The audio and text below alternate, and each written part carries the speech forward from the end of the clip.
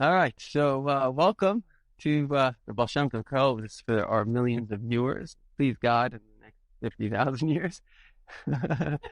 And so, you never know what could go viral in 10,000 years or something. But what even sooner, Amen. So, my wife actually played a class for me from Rabbi Paltiel yesterday with a really, really amazing concept. Tomorrow, actually tonight here in Israel, we are having the anniversary of the 6-Day War. Now, the 6-Day War was a very, very pivotal moment in history. Do you remember? Yeah, I was in Israel. Well, you do remember, yeah. You were in Holland then? What was the feeling, emotion? It wasn't, okay, yeah, here. Okay, but the bottom, yeah. Actually, when 6-Day War, not with me, The Yom Kippur War. Uh-huh. I found the 6-16. Right. It was very scary, no? Yeah. So it's an interesting thing because the Rebbe said a fascinating statement, as an entire mimer. This I didn't know. It's very interesting. That year on Rosh Hashanah, the Rebbe said repeated 3 times the mimer of V'haya b'yom hu you talk about Shofar Gadol. That it will be in that day that Hashem will blow the great shofar. Now, there's a whole mimer of the Rebbe where the Rebbe explained this terminology, which is yitaka. It's not that Hashem will blow the shofar, but the shofar will blow itself. Yitaka, that it will blow on its own. And this is really the whole goal of the world, which is the goal of tshuva, the goal of, basically, we know that when Hashem made the world, the Alter Rebbe says this. Many people don't know this. It's kind of not that well known, but I saw it actually, the Alter Rebbe saying with the turn. I saw the Rebbe quote it, so it's very interesting. And the Lashon, we've said it here in the class once or twice before, but the Lashon is that Hatam Ha'amiti, the true reason for creation, because we know there are various reasons for creation. They all have, let's call it, part of the true reason, which is, Hashem wants to kind of live with you and be your partner and transform the world and begin to Yishtamaydanle, wants to be known by us. He wants to express the completion of his abilities in the practical, not only the theoretical. It's the nature of the good to do good. He wants someone to give to. But the true reason is about Shuvah. Is the person who basically doesn't see God, and then he's like, whoa, this God guy is amazing. I love him. In other words, like it says in the Zohar, there's no greater service of Hashem than the service of love. So Hashem made this world where we could love him. Now, you can ask the question, why does he need this world? Because above he has, like we mentioned before, he has billions of angels, trillions and souls, and they all love him very much. But you can't compare the love of, it's like, it says, Yistin ha'or min ha'choshech, the benefit of light from the darkness. Because the person who is in the desert is the person that really wants water. When that guy gets a bottle of water, he's like ready to thank Hashem 1,000,000 times for that bottle of water. And so all of us here, I think we've all been through that stage of being kind of in the secular world, and it wasn't meaningful, and it didn't provide a sense of purpose or meaning or value. And so he said, we need to find the meaning. What's the truth of life? And this is a massive process to bring people. First of all, you have to have civilization, because otherwise people are just like, they're in like survival mode. But in survival mode, I have a friend, Shem, Norman Frank, who has a very good line. He says, why was man created in the Garden of Eden? He says, to be a man, you have to be in the Garden of Eden. Because when you have your needs provided for, you can feel like a human being, and you can actually think and start to ask the questions of why, and you can even have choices of good and evil. But if all you need to do is run to get food, or running away from a Kazakh, you don't have space in your brain to start analyzing and thinking, and should I sin? Shouldn't I sin? Should I eat the apple? Shouldn't I eat the apple? It's like, Baruch Hashem, it's not a bad situation. I love America. America's the kind of place you go in, what kind of coffee bean do you want? You want a coffee bean from Panama, from Colombia? People are paying $5 from a coffee bean from here, and meanwhile, they're complaining about their life. It's like half the world wishes they could just have coffee, So it's like, um, um, okay. So this guy, when he came to America, he came from South Africa, so he brought South Africa many black ladies that are like, cleaners for helping. So he brought the lady a lot. She was telling these like blacks in America, you guys are crazy. Get off your bum, get a job. It's like people are able to do anything because people are working for no pay for just bread and water. Most of the world is like that. So in any event, the point is that the truth be told, we are given this option of being able to even think and being able to decide what should I do, what shouldn't I do. My grandmother, Babi Shula, when she left Russia, they kind of escaped and they were left kind of in a DP camp in Germany for a little bit. So she met Binyamin Gordetsky, who was kind of a roving kind of Gabite stucker. He would distribute money for the Frierdiker Rebbe, and he was in Germany, and he was a traveler. So my grandmother was thinking where to go to America, go to where to go. So what was her question of her determination of where to go? She said, is there farina in America? Farina is like a porridge that it's actually pretty good. It's like a porridge that people have in the morning. Farina, yeah? Is there farina in America? He said, yeah, but no one eats it. It's going to make them fat. Then she says, is there bread in America? Right? She's coming from Russia, crazy Stalin, Russia. So he says, yeah, but no one eats it. It's going to make them fat. She says, I'm going to America. And so when a person comes to America and they're not just survival, they have this mental space. So now we're in a world where people can say, okay, what is the purpose and the meaning of life? Now, the truth is that the purpose and the meaning of life, like we said before, is the Baal Tshuva. Now, what does it mean to be a Baal Tshuva? So, ironically, it means that on one hand, we're in the dark because you can't go from darkness to light unless you're in the darkness. On the other hand, it means that there has to be light as well. But the important thing to remember is that the Times of Moshiach, is that the light is personal. So Hashem, like the Kodesh HaKadoshim, going into the Holy of Holies, is the ultimate example. And that is that when a person went into the Holy of Holies, they had a unique experience of relationship with Hashem, right? There's an argument between the Ramban and the Rambam of what is the most important part of the Beis HaMikdash. So the Rambam says it's the Mizbeach. The Mizbeach is where we offer the sacrifices. And spiritually, that's the concept that we have to offer ourselves as a sacrifice to Hashem. We have to give our physical to Hashem. But the Ramban says, the Kabbalist, and maybe in this area he was right, was actually the Kodesh HaKadoshim, the Holy of Holies. Why? Because that was the place that Hashem revealed himself. Huh? There were no angels there?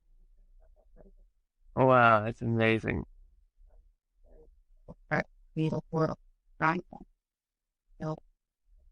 Wow.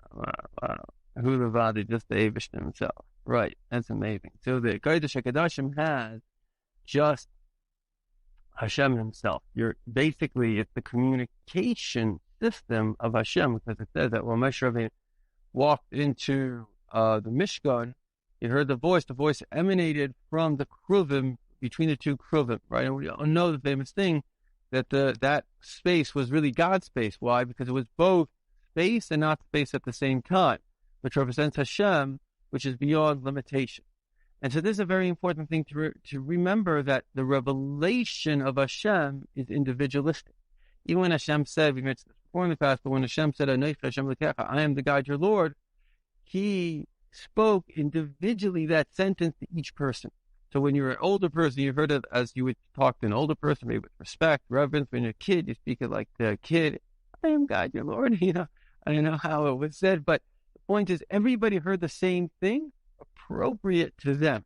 It says, a medrash, I'm trying to remember if the Rebbe quotes it. I think I saw it as a quote from the Rebbe, that something like all of the Jewish people could fit, or 600,000 Jews could fit between the two Kruvim. because the Kruvim, there was no space. So in a place that doesn't take up space, you could have infinite space.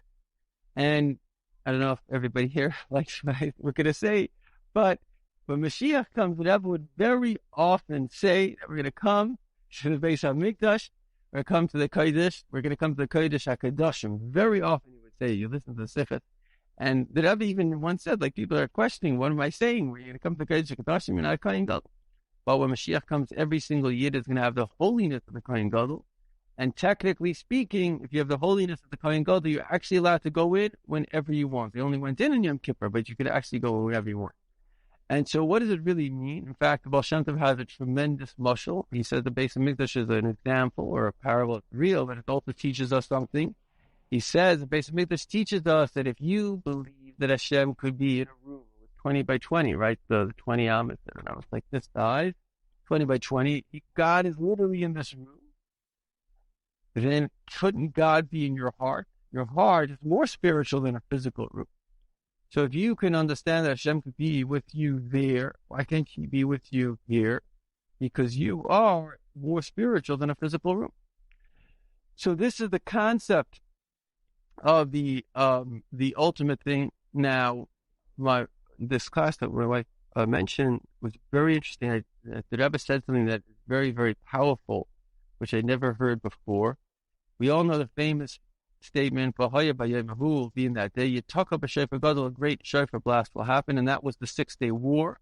That Hashem woke up the Jewish people, and the whole Jewish nation was united. What? Right. Afterwards, because the Jewish heart was awakened, Jews in Russia, people that were like so far, woke up, and their souls woke up, and the Rebbe started the tefillin campaign because everybody just wanted to put on tefillin. It was like, the Rebbe actually said, had we used that wake up better, Mashiach would have come. It was like God blew the shofar. And we have to realize that the coming of Mashiach is dependent on waking up. The last sikha of the Rebbe says, very interesting, he says that the Rambam, he quotes the Rambam that says there has to be a thing of waking up from wasting our lives in stupidity. And that's really the challenge of today, just waking up. If they have this kind of thing of being woke, right, which is just a cult. Or, you know what, Yes? like when you stay after fall. Well, yeah, it's like that, but I'm saying but ultimately these are good kids that have just been brainwashed into craziness. But the concept is, on a spiritual level, is real, that you have to realize that we're in this epic battle between light and darkness. And we have to be woke to the fact that the darkness everything in the world wants to propagate itself. That's the basic rule of life, propagation. Everything wants to propagate itself. So the forces of darkness, all they're looking for is to spread more of itself, whether it's hate or whether it's lust, whatever craziness it is. And there are various different crazy things that can infect a human being. And in fact, they just seek, I could give the example once that I saw this thing very interesting. It was like this reporter, I don't know what he was doing, but he went into Gaza by a Hamas rally. It's kind of maybe like a liberal Israeli reporter. And it's like crazy. You see all these guys dressed in green and these little kids with little, wannabe suicide bombers dressed up with this stuff. And so he goes to one of the Arabs there. He says, like, what are you doing? Like, well, you want your kid to blow itself up? So he goes, yeah, don't you want yours? He said, no. And he goes, what do you mean, no? Because in his mind, this is a war, right? It's like a boxing match. So who does a boxer like? A fellow boxer? Okay, one that they all win. But his whole perception of reality is it's a fight. Okay, so the question is who's going to win a fight? Meaning his klippa, the driving force here. But then the flip side could be too, which is what is the positive driving force? That we are soldiers of Hashem. The Rebbe is Hashem's general, and we're the privates in the army or the sergeants in the army. And we're here to spread light and spread the Torah and spread the mitzvahs and have Avos Yisrael and bring Mashiach. So it's the same thing. It's like this energy system that has to be spread, this mentality, the Rebbe's view of reality that we have to spread to the whole world. Because in the Rebbe's view, everybody has a place. Everybody matters. Everybody has a place in the Rebbe's, in Hashem's world. So it's kind of a light versus darkness. And really, the light is stronger than the darkness because the light is truth and light is good. But it's our job to make sure that we're spreading that light because that's what is going to bring Mashiach. And likewise, also staying away from the darkness because the darkness is very subtle. One of the things that the Rebbe Marash spoke about, very beautiful thing. It says there are seven, like the 7 habits of a chassid.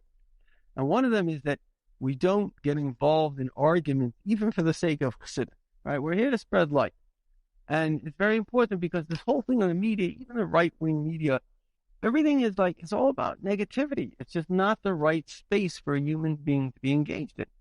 And I remember I said something once to the guy. It was a very bright guy. He goes, "Tell me, you see right-wing media?" I was like, "Yeah." He was like, he was just able to tell from the position that I was holding. Oh, that comes from the media, right? So, and a lot of people today have positions that's crazy. The positions and the things that people believe that are just the media sources that they're listening to come up with these ideas, and they're completely brainwashed. And a person literally, everything that's emes, everything that's good exists in the Torah and exists in the Chassidus. Everywhere else, it's a massive question mark if it's normal, and even if it's a very destructive thing to think. Everything positive, every way of behavior that is positive, Hashem has given to us. That doesn't mean that there can't be scientific inventions, but when it comes to the moral and good position of how to live life, it's been given only through the Torah. There's no other system, and the proof is, look at what these systems created. Look at the amount of depression and suicide and divorce that these systems have. So they're the most failed systems in human history. And so it's obvious that And people engage in it. Why? Because the guy has a degree. But if you actually look at the science behind, let's say, there are a lot of studies in terms of, psychology. The studies all show that it doesn't actually matter. Not a single system of psychology that works, not one. The only thing that works is a healthy relationship between the client and the therapist. Which is like anybody can have healthy relationships between people. Anybody that has a healthy relationship with someone else builds their self-esteem, builds their confidence. And then if you have decent advice, I mean, it's not rocket science, what usually people have to do. Anybody can do it. But all the systems, which people are spending, millions of dollars going to university, learning this system, learning that system, learning this there. The proof is that none of those systems actually work. Now, maybe there are new systems that have come up that are working, I don't know. But in terms of all these different talk systems, in terms of the actual facts, meaning proven facts and studies, the only thing that matters is if there's a healthy relationship. And then healthy relationships, you don't need to go to a therapist. You can have a friend and have a healthy, good relationship as long as the person is also going to be in your interest and give you good advice. And that's what the Rebbe says. You have to have mashpia. Right? Have a mashpia, you have a healthy relationship with someone, and you take the advice. Anybody can be helped, but I mean, obviously, the difficulty is having the humility to take that advice. But in any event, so that's kind of. So let's just sum it up from the beginning to the end of time. So from the beginning to the end of time, what is Hashem trying to achieve? Trying to achieve, it's like we were learning in our Tanya, that He wants the relationship with us. And He created a world in which there's a lot of craziness, a lot of darkness, and not necessarily evil. It's just a lot of lack of light. What is darkness? Lack of light. So most people in the world don't have the light. You have 1 billion Chinese. What do they know? They're not brought up with God, whatever. I don't know what Confucius says, but whatever most of the world doesn't really have access, doesn't have the knowledge of truth. It's some a little bit through Christianity, through Islam, even through Buddhism, which probably starts, from the sons of Abraham. So there are certain good principles around, but in terms of the overall structure, because a lot of these things focus on like one idea or two ideas. If he ever says that the guy will choose one idea, the exclusion of it, that's the truth. No, but truth is the truth of everything. How to have a good relationship, how to eat well, how to do business well. Truth permeates it's the best and the most righteous factor in every single thing. How do you even have a good relationship with yourself?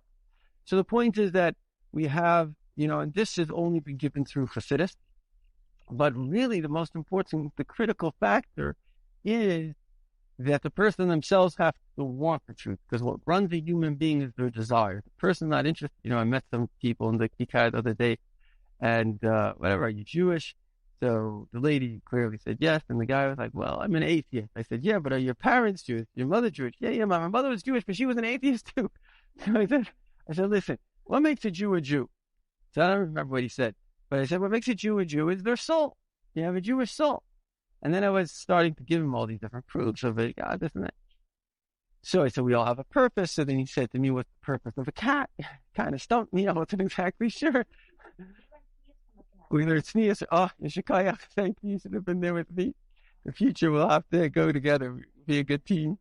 But the bottom line is that I said in the end, and this kind of the thing that I said in the end, Tim, listen, I can only give you an answer to a question that you have. If you're not looking for the truth, and his wife agreed, if you're not looking to discover God, or you're not looking to discover anything beyond your whatever, not saying it in a negative way, your perception of reality, I can't help you. But if you're actually looking, and there's something to talk about. And so, anyway, in any event, the point of the matter is, I once had this interesting conversation. I was doing putting on film with people in market in, I think I mentioned this the other day, in the market in South Africa. So there are a lot of Muslims there. So first some nice young guys came, we had a nice little conversation. They wanted to visit the synagogue, whatever, all this kind of stuff. And the next guy came, and I saw right away he was like being a little antagonistic. So there's no point in arguing with somebody that's antagonistic. So I said to him like this. I said, tell me, you love me or you hate me? So he couldn't say he loved me, and he couldn't say he hated me. So he says, the Palestinians. So I said to him, all I want you to know is that I love you. And he put his head down and he walked away. Why? Because what are people really seeking in life? They're seeking to be loved. And there's a lot of jealousy over the Jewish people. Why? Because a lot of people they have negative self-images. And Jewish people, because of our heritage and because that we're good, we have the Torah, we have self-esteem. So there's a lot of jealousy in all of anti-Semitism. All boils down to jealousy over self-esteem. That's the whole story. And so the point is that Baruch Hashem has created a reality in which we are looking for the truth. And that's the key, whether the person is Jewish or not Jewish. As long as they're looking for the truth, then the truth can find them. I think the Friedrich Rebbe says the truth comes to those who seek it. And so now we're in a situation that the truth is there. 62% of the world believe they have a personal relationship with Hashem. And the funny thing is that we're not in a finite dimension, we're in an infinite dimension. Like the Kodesh of Kedoshim became the whole world, especially in Sfas. Rebbe says that you have Hashem, Hashgacha Pratis is everywhere, but you see it most in Sfas in Jerusalem. So here in Sfas, I used to think like the one thing, actually I shouldn't say that, but basically in Sfas, you see clearly that Hashem is running your life. I was going to say, I used to think in Sfas, the one decision you can make is when to get out of bed. And I realized even that Hashem decides. Sfas Hashem decides you. You do have to try to have a schedule in Sfas, but basically, he's running the show. And the Baal Shem Tov said that actually when Mashiach comes, we'll see Hashgacha Pratis in every single micro detail of our lives. We'll see how our life is kind of, we and Hashem, we're kind of in this parallel reality. You're in this world, but there's another world just beyond you that's really kind of with you and trying to get you to do its thing. So it's like you got two universes going on at the same time. It's almost like a person that has a GPS. Yeah, you're driving the car here, but meanwhile there's this voice that's like, do this, do that, blah, blah, blah. And in a certain sense, you just have to let go. You just have to say, okay, Hashem, I believe you. I trust you. If you're always going to question the GPS, I have a friend, Shem, he had a lot of anxiety. He didn't know much about a GPS. They turned on the GPS. He starts shouting at, don't tell me what to do. So back in Germany, right, in Germany. Right. So in Germany, they had to change it because in Americans, they can handle a woman telling them what to do. But the Germans are too proud. They couldn't have a woman telling them where to go. So that's like, okay, that's one kind of issue. But the point is, if we can get over that issue and allow Hashem, your loving Father that just wants to help you, give you some advice in life, you have an amazing life because Hashem is just here to help you. And you have to also appreciate that until the world really becomes revealed Mashiach, there is darkness in the world. There are a lot of people that have crazy ideas. And you literally have to, you don't even have a choice today. You have to follow the GPS. Now, once upon a time, people knew how to read maps, but today you don't have a choice. You have to listen to the GPS because you actually have no idea where you're going. And the same thing is in life today. We literally have to learn how to use the GPS because we just like the addicts say it, let go and let God, because, they realize that their lives are out of control. It's one of the addictive prayers that I realize that, I'm a victim to a force to a substance that's controlling me. They have to accept that they don't have control and only a higher force can help me. And one of the lines is let go and let God, because as long as you're trying to make things go your way, you're always going to it's like fighting with the GPS. But if you're willing to say, okay, Hashem, I'm willing to follow you. I trust you. You're trustworthy. And the Rebbe actually says this. I heard this on a stiff from the Rebbe. Very interesting. The Rebbe says Hashem won't let you down because then he would lose his trust with you. So Hashem is careful to maintain his trust with you, because a healthy person will never kind of con another person just for common sense, because then you lose your trust factor with that person. In fact, we know a famous thing that it says that even if a Navi says something, there was a rumor. In fact, this happened with the Rebbe. There was a rumor that the Rebbe said that the Gulf War would end on Purim. Now, it wasn't true. The Rebbe never said that. But maybe there was an indication, something, but the Rebbe did not say that. But yet the Gulf War, it did end on Purim, right? So somebody says, because it says that if even there's a rumor that a prophet says something, Hashem will make it come true because he doesn't want people to think that the prophet isn't true.